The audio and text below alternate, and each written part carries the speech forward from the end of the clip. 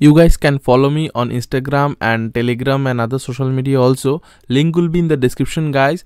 Do follow for more and recent updates on my YouTube channel.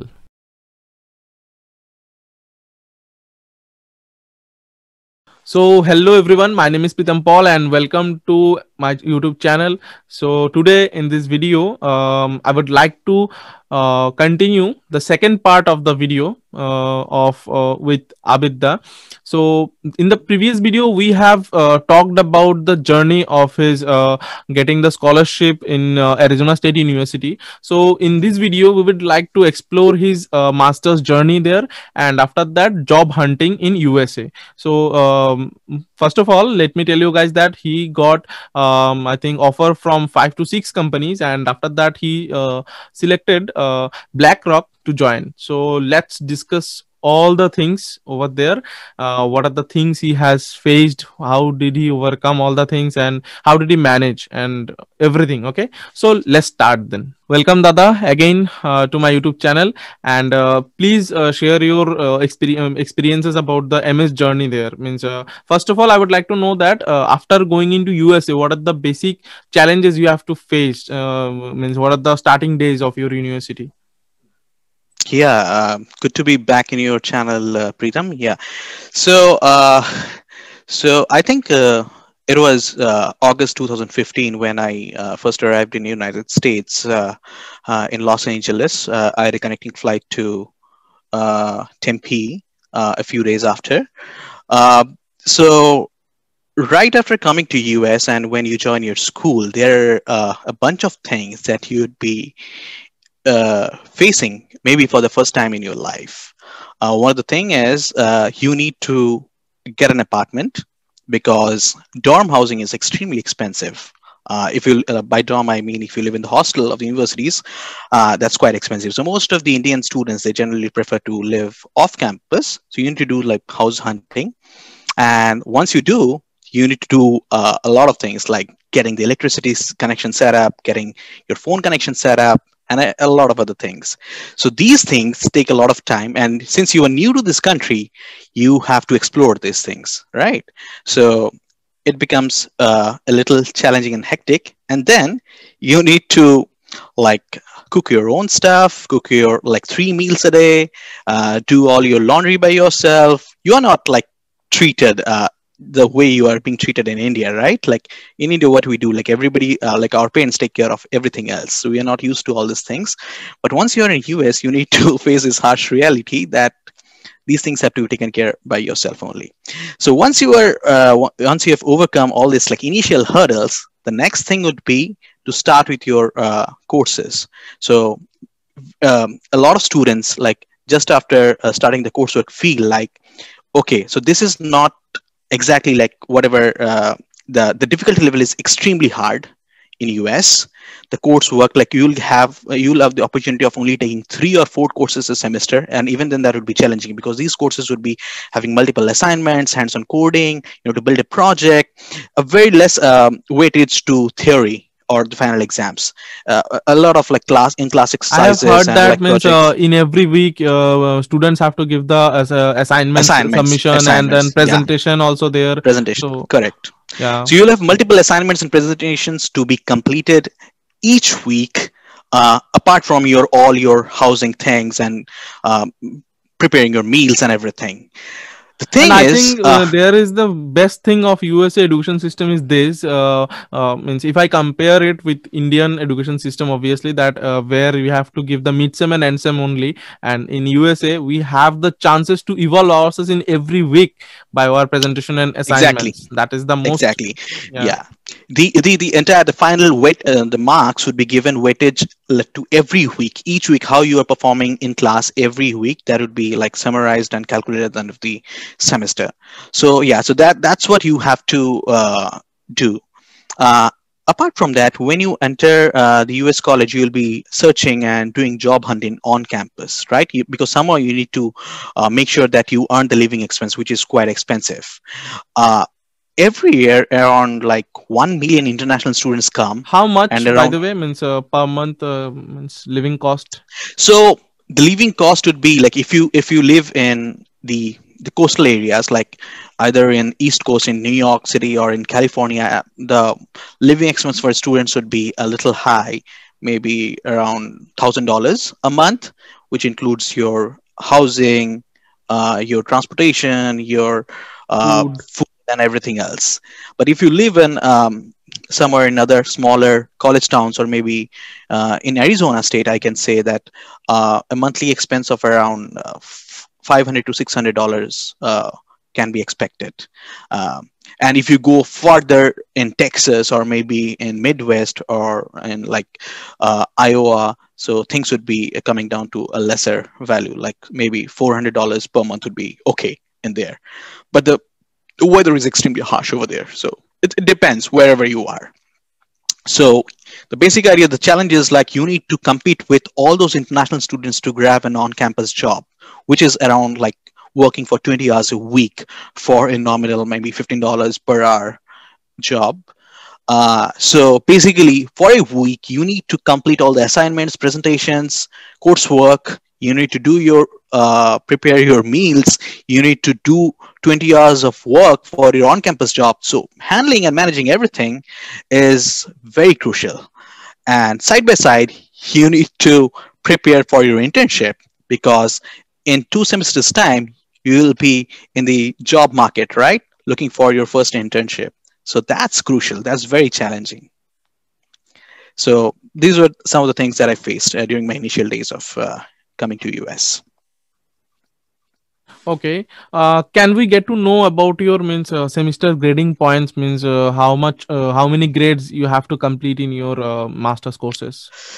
So I guess you are talking about the credits that I need to complete to earn the master's degree. So in my Exactly. college, it was around 30 credits plus your thesis or non-thesis option. Like there are two ways: either you can go for a research oriented MS, where you'll be working on a particular research area with your professors and submitting a thesis at the end of your course. Otherwise, you can choose a non-thesis project work, where you'll be working on with a team, developing something, creating a project, something like that. For my course, it was 30 credits. So basically, each subject has 3 credits. So for so like every semester, I was making sure that I take 3 of them, because these courses are very hard, very lengthy, and so make sure that I complete around 9 credit hours every semester, and that's how I managed. And maybe then you'll in 3 semesters you'll be remaining you'll be completing 999, that's 27 hours, and you'll be remain left with 3 more and your thesis. So probably you will take another summer or another semester to complete and wrap up the entire thing. So it's a 4 semester thing. Okay. And means between your research work and project work, which one you have chosen, by the way?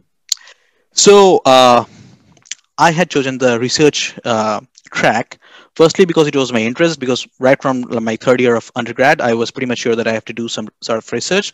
So I did research with Sri Vidya Bansal in the area of graph databases, about the performance, how graph database is useful in connecting data sets. In today's world of social media, everything is connected, right? All the data has some sort of relationships. So we need to leverage those relationships and make meaningful information out of those chunks. So I specifically focus my interest in graph databases performances Graph compared is to everywhere, yeah, in in short. relational databases, that area.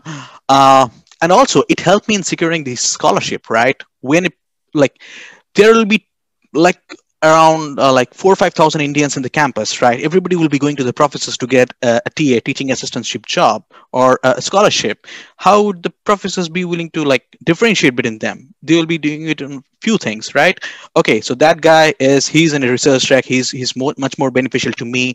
He'll be working under me. He will be providing inputs to my lab. So okay, I'll give point to that guy, compared to somebody who is just be doing a project work, because he will not be adding anything to her lab.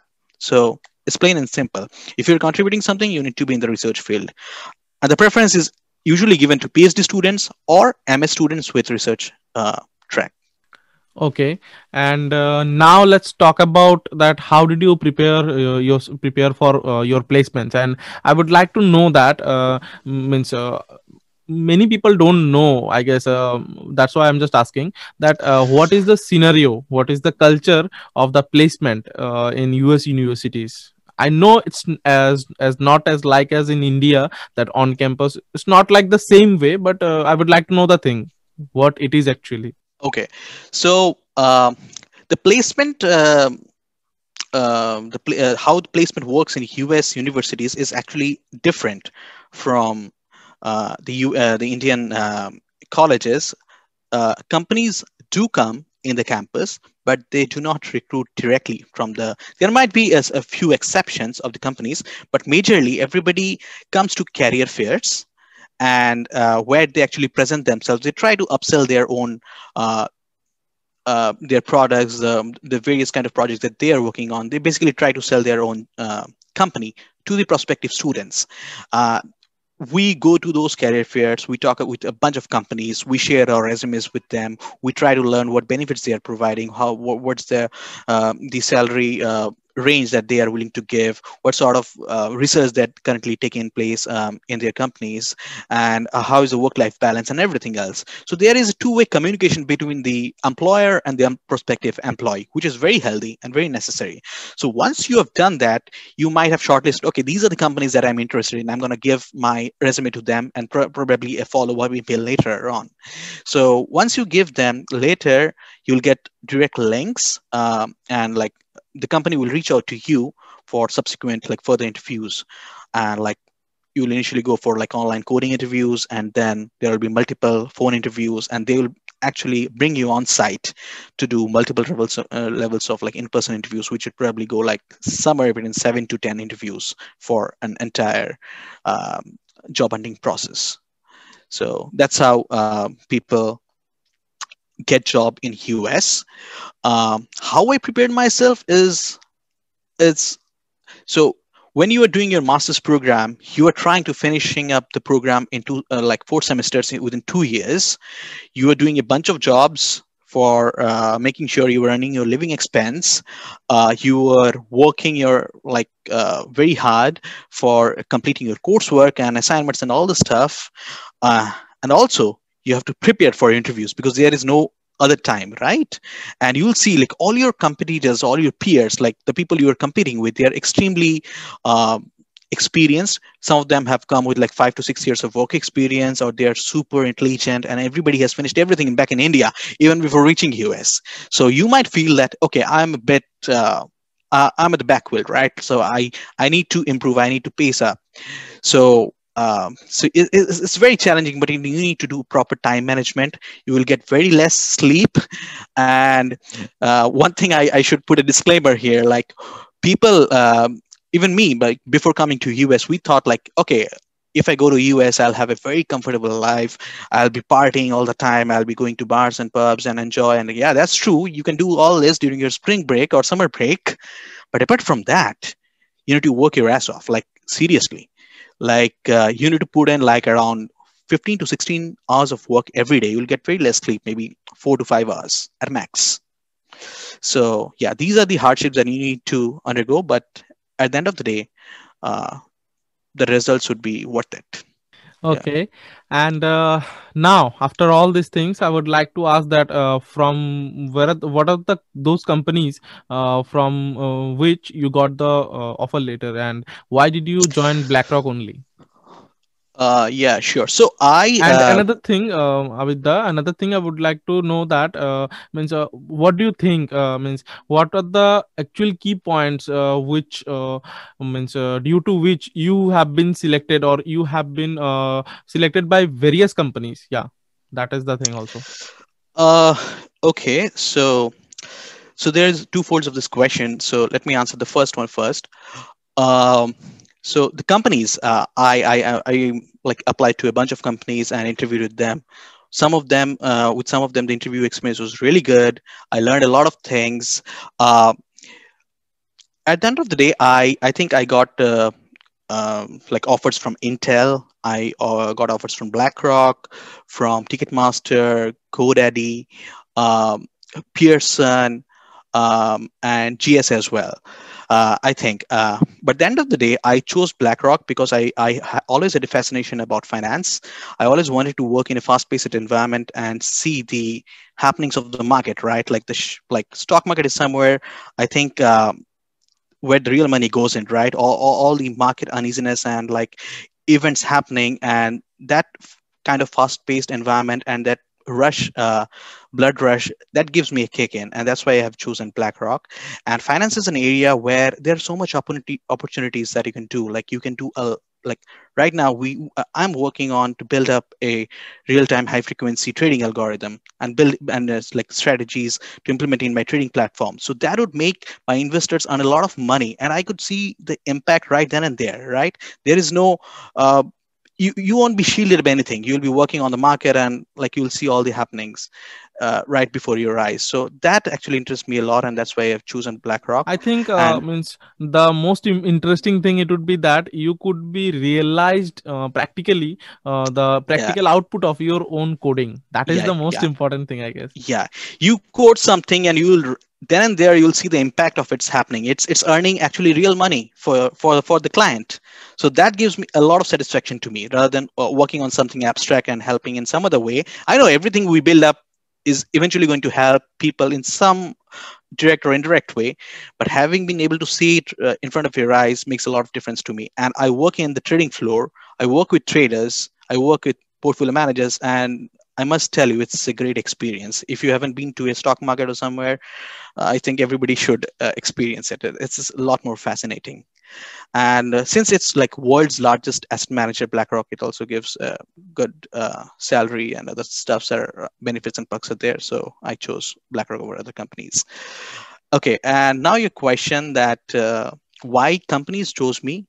I think it's my overall profile, my experience in various areas. I have worked in research areas. I have worked in industry. I have worked in workforce management companies. I have worked in iMod's lab with Dr. Shivvidya Bansal, who is my mentor and guide in Arizona State University, where I worked on research areas like graph databases and a whole lot of other things.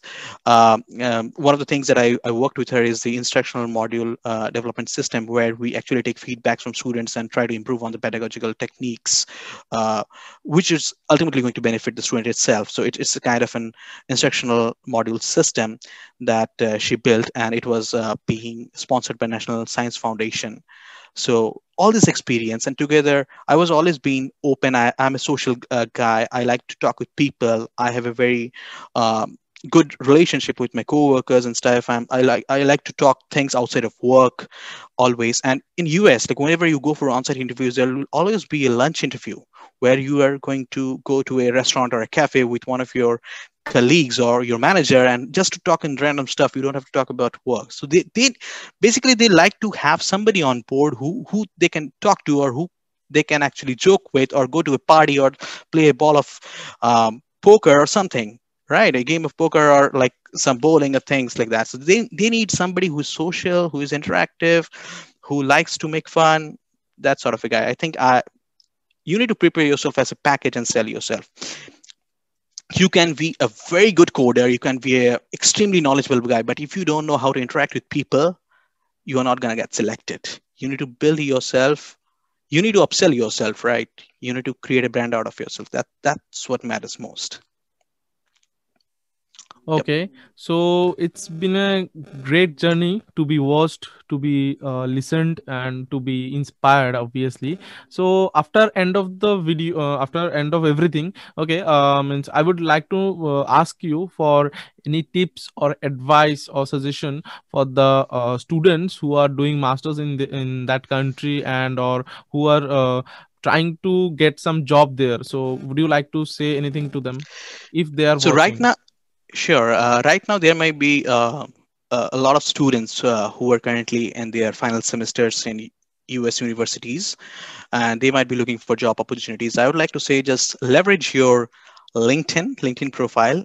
We have an active community over there, and every university has a very powerful alumni network. Like reach out to your alumni if you have trouble in finding any job interviews or anything like that. People are extremely helpful. You should reach out, and just don't reach out to just okay. Hello sir, just why don't you refer me to your profile? Just try to build a relationship. Share what are the things that you've worked on.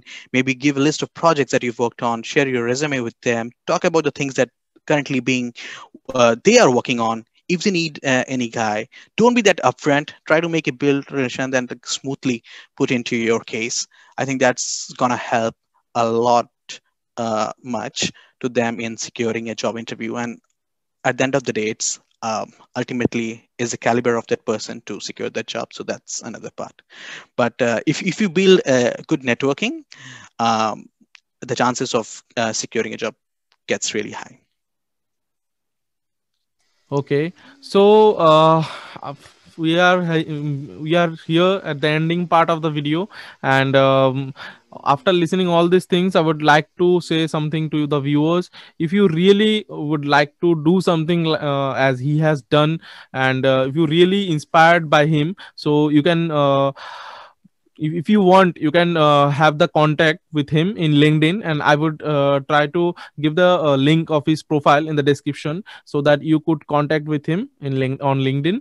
And if you really think that I am doing a good job by sharing all these stories and qualitative talks with you guys, so please hit the like button and share this video with your friends, and subscribe the channel for more upcoming videos, and press the bell icon so that every video could be reached to you. And again, I would like to thank him for his time for this video, and I'm really being honored. Okay, so thank you so much, No, no, Avid. that's completely okay, Preetham. Thank you so much for inviting me. It was a great experience for me as well. The pleasure is all mine. Thank you so much. So this much for today, guys. See you on the next video with another story. So this is the ending part of the video, guys, and if you found this video useful, hit the like button and let me know through comments below there, and please subscribe the YouTube channel and press the bell icon so that every video could be reached to you through notification. You guys can follow me on Instagram and Telegram and other social media also. Links will be in the description, guys, so please do follow for regular updates on my channel. So this much for today, guys. See you on the next video.